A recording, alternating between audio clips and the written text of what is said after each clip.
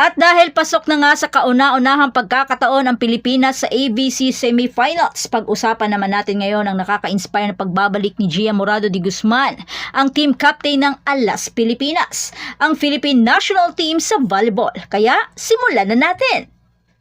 But wait! Get yourself a chance to grab this Alas Pilipinas phone case at pwede kang magkaroon ng discount sa Pop Cases PH pag ginamit mo ang Joust Valley 77 code para magkaroon ng customized phone case para sa paborito niyong player at team sa volleyball. Just visit the page in the description box and get yours now.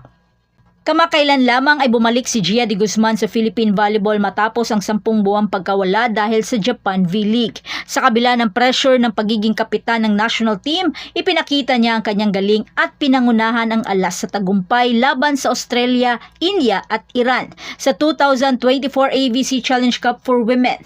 Isang walang kahirap-hirap na pagbabalik para sa kanya at ipinakita niya ang kanyang determinasyon at focus sa buong mga laro. Ang nagpapahalaga sa pagbabalik ni Gia ay ang kanyang pagmamahal sa paglalaro sa harap ng sariling bayan.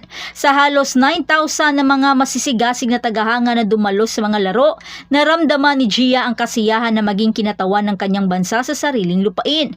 Nagpahayag siya ng pasasalamat sa lahat ng mga tagahanga, hindi lamang mula sa Pilipinas kundi mula sa buong mundo.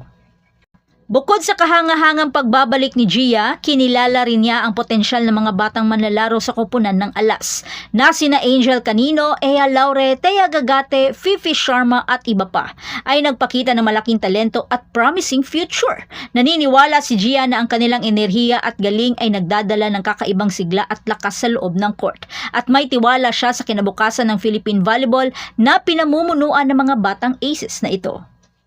Agree ka rin ba dito? Mukhang ito na nga ang simula ng pagbangon ng Pinas, kung yan ay mapapanatili pa rin ng PNVF at pangalagaan ang nabuong lineup. Ikaw, ano sa palagay mo? At iyan na ang ating video para sa araw na ito, ang pagbabalik ni Gia de Guzman at ang kanyang pagpapahalaga sa paglalaro para sa kanyang bansa sa harap ng napaka-supportive na mga Filipino crowd ay tunay na nakaka-inspire. At syempre, hindi natin kayang palagpasin yan at abangan kung ano ang magdadala ng hinaharap para sa kanya at sa mga batang aces ng Alas Pilipinas. Kaya kung nagustuhan ninyo ang video na ito, huwag kalimutan mag-like at mag-subscribe sa ating channel para sa mas marami pang exciting na mga valuable content. Salamat sa panonood at magkita-kita tayo sa susunod na video. Hanggang sa muli, patuloy na mag-spike at mag-dig sa ating channel.